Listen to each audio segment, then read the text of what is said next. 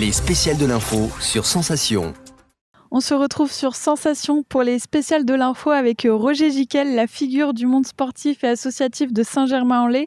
Nous sommes avec vous aujourd'hui pour parler de votre livre Le parcours de ma vie, publié le 15 janvier dernier, et aussi pour évoquer votre parcours. Alors, on parlait justement de la course, la foulée royale que vous avez créée. En quoi consiste cette course et est-ce qu'elle avait un intérêt caritatif ? Oui, bien entendu.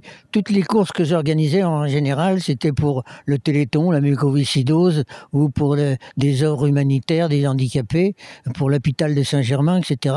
Et je pense que nous qui avons la chance de pouvoir faire du sport, eh bien c'est une occasion dans des épreuves comme la foulée royale, de demander un droit d'engagement, et puis etc. Alors à cette époque, j'ai pas voulu que les enfants fassent la foulée royale parce que courir des gamins qui débutent, qui ont 12 ans, et puis qui courent à 12 à l'heure, et puis contre des hommes qui sont à près de 20 à l'heure, on ne pouvait pas les faire courir. Alors j'ai eu l'idée de faire courir les écoles, de faire toutes les écoles. Alors on a fait une course d'endurance tous les ans, ça fait donc 40 ans maintenant, ça va faire 42 ans.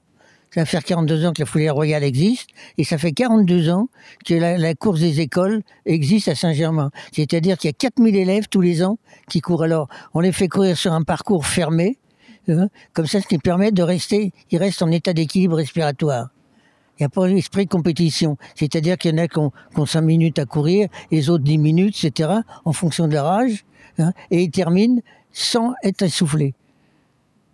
Et vous êtes aussi le fondateur des Marches de l'Espoir. Qu'est-ce que c'était les Marches de l'Espoir et quel était l'objectif ? Bien, un jour, j'ai reçu une lettre d'une personne qui voulait faire une épreuve dans le bois de Vincennes contre la leucémie. Et il m'avait demandé si mon association voulait participer. Alors j'ai dit pourquoi pas. Alors on s'était déplacé de Saint-Germain et on avait tenu un stand dans le bois de Vincennes.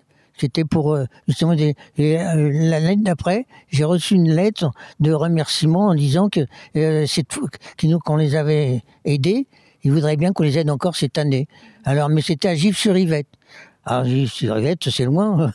Mais bon, et puis on y était quand même. Et puis à Gif-sur-Yvette, on a décidé pourquoi on ne ferait pas à Saint-Germain. Merci Roger Giquel d'avoir répondu à nos questions. Et quant à nous, on se retrouve bientôt pour d'autres thématiques sur Sensation.